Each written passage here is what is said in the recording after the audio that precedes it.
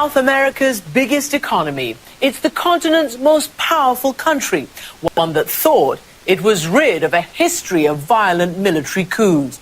But now, Brazil's democratically elected president Dilma Rousseff says that she's the victim of a political coup, after Congress Sunday night voted overwhelmingly to send impeachment proceedings against her to the Senate. Dilma's supporters reacted to the vote with shock and sadness, while her enemies and anti-government protesters celebrated. But what has she done? Presided over the worst recession in nearly a century, allegedly used creative accounting to conceal the hole in her budget, tried to hire her predecessor, perhaps to shield him from criminal investigation. But are these impeachable offenses? She herself has not been tainted by or even accused of corruption, and she refuses to resign. Those who call me to resign show the fragility of their conviction of the process of impeachment, because above all, they are trying to instate a coup d'etat against our democracy. I can assure you that I will not cooperate with this. I will not resign for any reason whatsoever. So, what is at the core of this political drama that's led to anger and frustration online and on the streets? Pulitzer Prize-winning investigative reporter Glenn Greenwald lives in Brazil, and he's closely covering this constitutional crisis. He joined me from Rio. Welcome back to the program, Glenn. Great to be with you. So were you surprised? Did anybody really think that at the last moment she could have got the votes she needed to stave off this sort of impeachment process? I don't think the outcome was particularly surprising. I think that the margin was fairly surprising, although Brazilian politics, like in a lot of other countries, is about momentum and power. And once there was a perception that they had the votes, a lot of last-minute undecided switched to the pro-impeachment side so that they can be on the winning side. I think what did surprise people, though, was the tenor of the proceedings in the House. It was extremely raucous, very ugly. You had pro-impeachment advocates standing up and hailing the 1964 coup and the right-wing military dictatorship that followed. One prominent right-wing congressman who's expected to run for president specifically praised the chief torturer of the military regime, who, of course, tortured Dilma Rousseff, the president, before then voting to impeach her. So it kind of was a very polarized and a very ugly tenor to these proceedings that reflects this wider sentiment in Brazil that really has split the country in a very dangerous and unstable way. Even the vice president, who may have to step in, is himself accused of all sorts of misconduct and wrongdoing. And I just want to read this to you because it is extraordinary.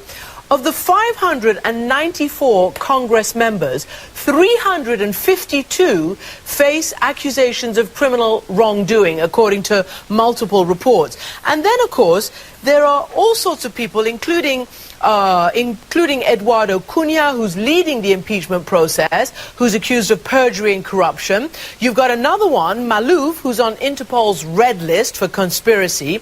You've got another one accused of money laundering. You've got another one, as you just mentioned, you know, who is sort of implicated in all sorts of torture, and others, you know, implicated in human rights violations. Now, Dilma herself has called this a coup. What is going on? It's the most extraordinary thing, Christian, because not only is essentially the entire Brazilian political class that is trying to impeach her implicated in really serious corruption. I mean, the most surreal thing I have ever seen in my time as a journalist or anywhere else covering politics in countries was that yesterday the person presiding over the impeachment proceeding in the House, the Speaker of the House, Eduardo Cunha, whom you referenced, he is somebody who was found to have stashed away millions of dollars in bribes. There's no non-corrupt possibility. He has no wealth. He has no businesses. Millions of dollars stashed away in Swiss bank accounts.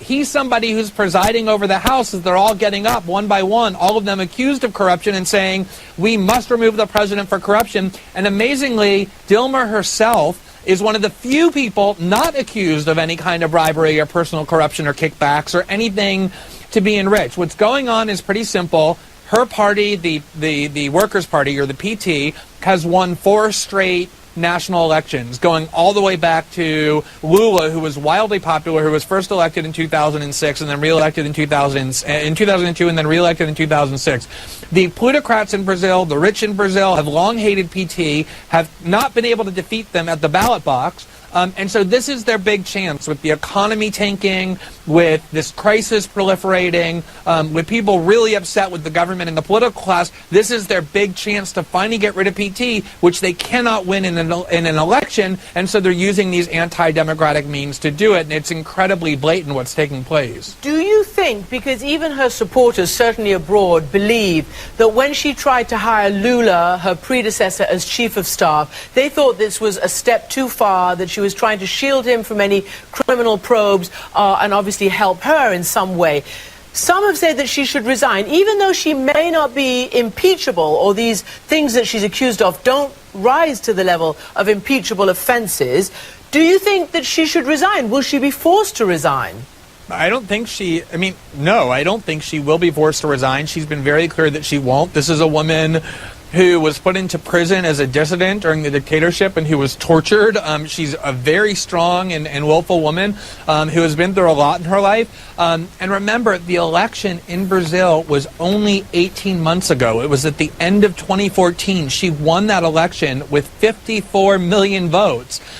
It is true that she's unpopular. She's made a lot of missteps. That effort to get Lula into the government, which is really a last-minute survival tactic by her to get somebody with incredible political charisma and a lot of political skill that she lacks, Lula, into government to try and save her, didn't have a very good look. But at the same time, you cannot go around, if you want to have a mature democracy, a mature, stable democracy, and remove democratically elected leaders who just won a major election 18 months earlier because they're unpopular or because they're not managing the economy well. That is a recipe for some really dangerous things when you start tinkering with the mechanics of democracy, especially in a country like Brazil, which has a very fragile and a very young democracy. They came out of dictatorship only in 1985.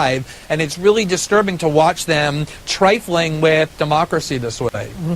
So, we've talked about how the whole system is full of political scandals and corruption. And you've also admitted that her party is sort of deeply corrupt and awash in its own sort of, criminal wrongdoings, even though she's not touched. So I wonder, what's the way out of that? But particularly in light of what this professor at the Sao Paulo University has told the New York Times about what's going on now. It's putting a very large bullet in Brazilian democracy, he says. From now on, any moment that we have a highly unpopular president, there'll be pressure to start an impeachment process. Right. I mean, it's interesting because I interviewed the former president, Lula, last week in Sao Paulo. And he admitted two things to me in that interview. He said, number one, it is true that his party, the PT party, which is Dilma's party as well, has a very serious problem with corruption, just like most of the other parties. And that number two, there's this major investigation that's called Lava Jato, or car wash in English, in which these really aggressive young prosecutors have asserted judicial independence and have been aggressively putting people in prison. The richest people in Brazil, the most politically powerful people in Brazil. The solution is to let that investigation unfold and let the people who are guilty be put in prison. The concern is that their intention with impeaching Dilma is to say to the country, look, we got rid of the corruption problem. The media pressure, the public pressure, they hope will dissipate now that there's this catharsis over impeachment, and that this investigation will end and all of these truly corrupt politicians will be protected. So the solution, to answer your question, is to let this investigation unfold, take everybody who's corrupt in all of the opposition parties and in PT, of which there are many, and subject them to the rule of law and to accountability and put them in prison, as was going to happen prior to the impeachment of Dilma. An incredible story. Glenn Greenwald, thanks for joining us from Rio de Janeiro tonight. Great to be with you. Thanks for having me.